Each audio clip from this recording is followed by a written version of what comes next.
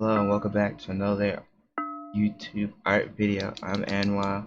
I do art here on YouTube, the internet, and usually we're working on capsules, Blue Ant, Rochelle, the Dude cards, and many other things. So if you're interested in any of that, don't forget to hit that subscribe button, leave a comment for any suggestions or ideas regarding any of these stuff. But today we'll be working on capsules development, and that means we come up with moves for capsules. I'm not going to go through the entire catalog, but there's a couple of these that we still don't have any moves for, and we need to come up with like 4 unique moves for them, draw them, color them, etc. I feel like I lost some of the drawings because I don't know. I feel like either I lost them or I imagined that I did them, and now we have to figure out uh, which ones we're gonna do next because of this. But we're gonna do the bear, gonna do the little bear guy, and yeah. So I'm gonna draw the little bear guy, and I don't think he has a name. So if you have a name for the bear, um, you know, come up with a better name than this. Alright, so I usually start off by like drawing it in a little like just like a drawing, like a neutral drawing for it. And I noticed like with his head is very like Rupert like. Um, it's pretty funny because I felt like a few not weeks ago, I guess like maybe like a week ago or something, I did watch an episode of Rupert. I used to really like that show when I was a little kid. Um, but the episode was kind of weird. Like it was like a weird episode. It was they were going to Game Land. They were in Game Land, and it was like essentially like you should play the game because it's fun and you shouldn't play it just to win. And while I can agree with like part of that sentiment, I think that winning can be fun, but if you lose, is not the end of the world. But in that specific scenario, losing was the end of the world because if they lost, the chess pieces would take over the game land, and nobody would be able to play any games, and they'd all have to work for the chess for the king or whatever. And it was a bloodbath, I will tell you. If you want to go watch that episode of Rupert in Game Land, it was a bloodbath. They were fighting a crazy war. I feel like if I watched that as a child, which I probably did, it would have messed me up. I'd just been thinking about like how uh how crazy that is. Like how that's so insane. How Rupert and those guys are how do they deal with anything? Because that's just so funny. Like, oh, Rupert and them is going through a lot of things. So the first move that we have here is Bear Claw. So I don't really like the way that it's turning out too much, but it's just an attack. Bear Claw is an attack, and it can make bleed happen. All right, now what's the next move that we could do? Um, let's do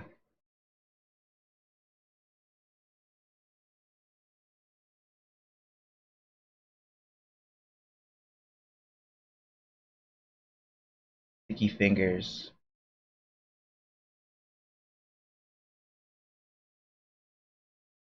I don't even know how to get like the body. Like the body's not gonna. I guess I could just like do that, and then just have like the honey all over the hand, and try to get like. It's gonna be hard because I drew the body too close. but these don't have to be like perfect. Gotta be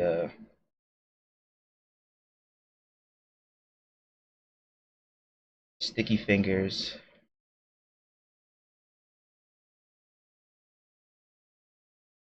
which is a status move.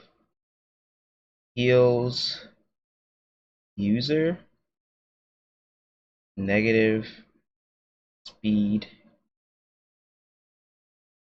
for enemy, and negative speed for user, enemy. And then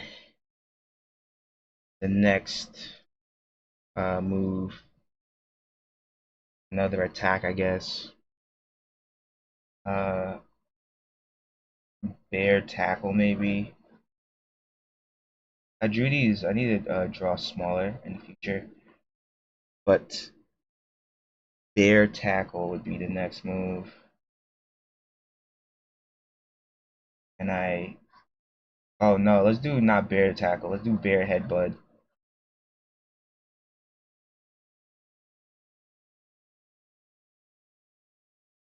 Bear headbutt.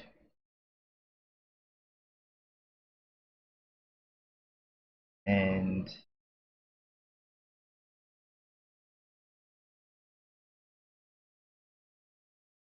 yeah, bear headbutt. Bear headbutt. Just a regular old attack.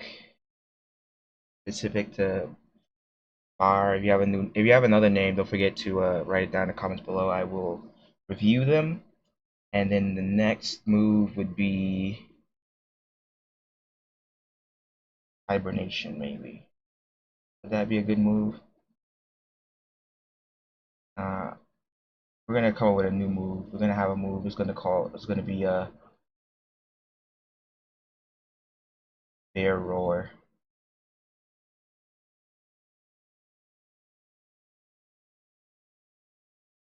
Bear roar.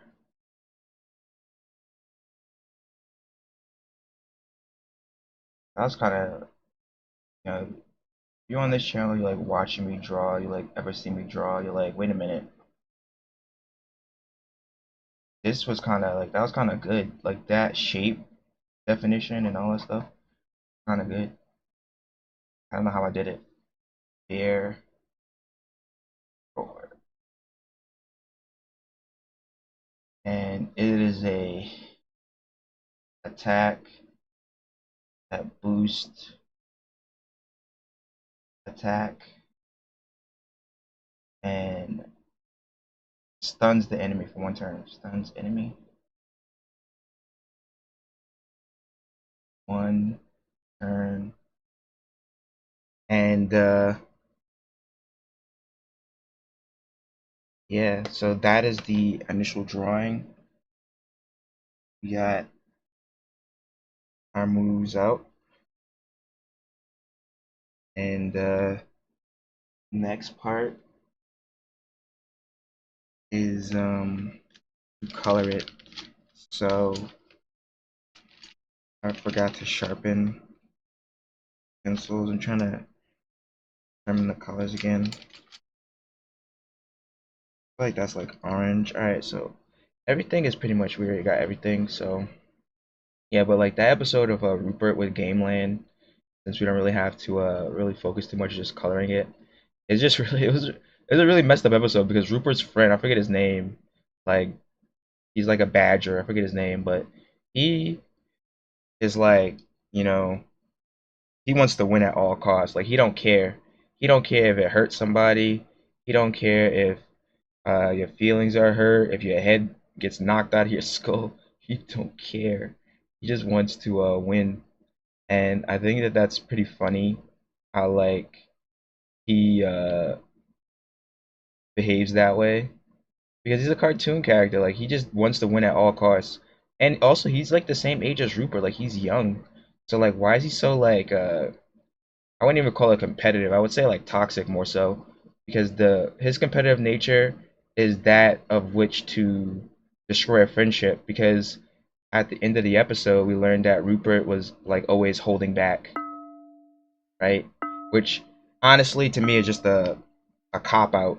Like I don't like that. I don't like the oh he's just hiding his power level uh thing.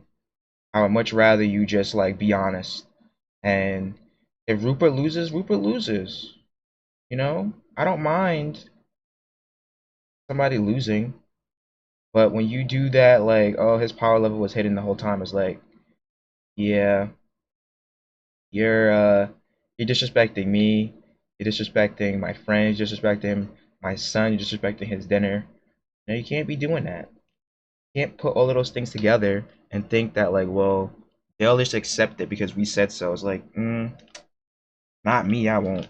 I won't accept it because you said so. I'm a little bit of I'm a little bit of an annoying individual in that way, where just because you said so doesn't mean that it's true. You know, just because you thought you willed it into existence doesn't mean that I have to agree with you, and I won't.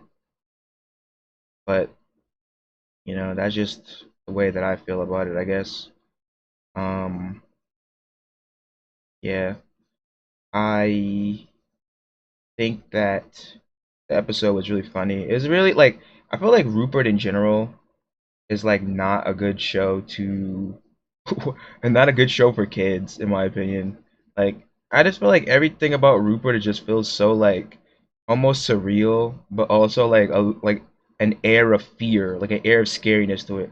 It's like and then some people are gonna probably like be in the comments and say something like bad about this, but like if you ever watch like the Little Mermaid cartoon, like that doesn't feel like a cartoon for kids because like the ocean's vastness and like overwhelmingness is not even like condensed in that show. Like they don't try to like make it look like oh like look the ocean is so friendly and more approachable. Half of the episodes are about things that like I don't even know if they understood the audience that they were trying to reach. Like we're gonna be I guess approaching somewhat spoiler territory. So if you don't want that, you know what to do. You got one, two, three, four, five, and now we will be discussing this. So there's like a couple episodes of The Little Mermaid, the Disney's Little Mermaid cartoon that is not for kids in my opinion. While the lesson like they can learn because I don't think that children are inherently not intelligent. I think that the matter of how you approach these subjects is a bit more important than what you're trying to teach. And the one episode where that one dude was like a hero was like hailed it as a hero, but he was actually a coward who ran, and his people, his other friends got eliminated. It's like it's kind of crazy because that's a kids cartoon, right? And usually when she's swimming around the ocean, like a lot of parts in the ocean is dark. At least when she's swimming around. And I don't know, for me, I've always had like a fear of the ocean, like just the vastness of it and the darkness and not being able to see what's going on. And even with somebody who's like lives under there, they like figure out a way to make it still spooky and scary. But that's just my opinion, like obviously they have other shows where things aren't as scary or as spooky, like Darkwing Duck, etc. But Little Mermaid, because of the ocean, was very frightening. At least the movie is a little bit more intimidating because it's drawn better than the way they draw it for TV. So that also plays a role in stoking fear in your heart. At least for me, I don't know. Maybe I'm just a weirdo. Maybe I'm just I'm the lone wolf, just afraid of the dark of the ocean. I'm afraid of the dark of the ocean. Some people are afraid of the dark. I'm afraid of the dark of the ocean. I'm afraid of the ocean's dark. Because I am afraid of the ocean's dark. I don't know. I don't know what else to.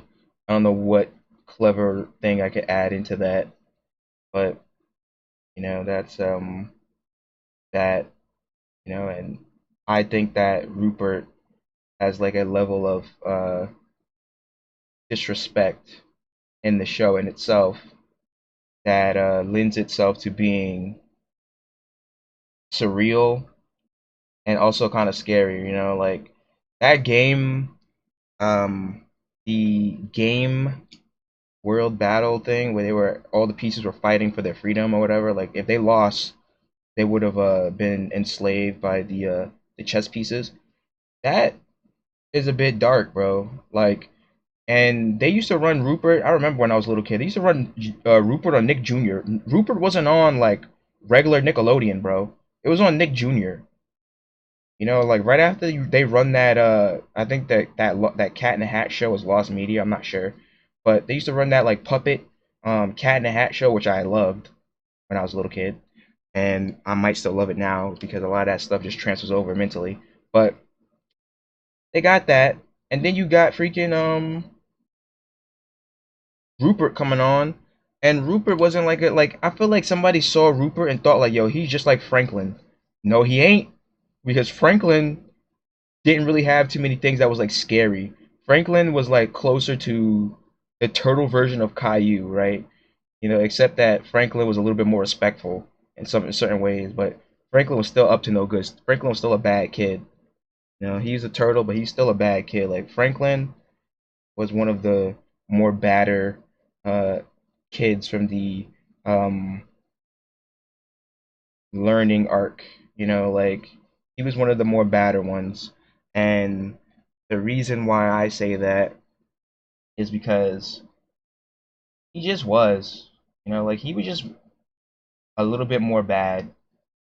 He wasn't as bad as Caillou, but he was a bad kid because he was always up to no good. I think there was one time Franklin stole. He always was listening to Bear, and then Bear was a dummy too.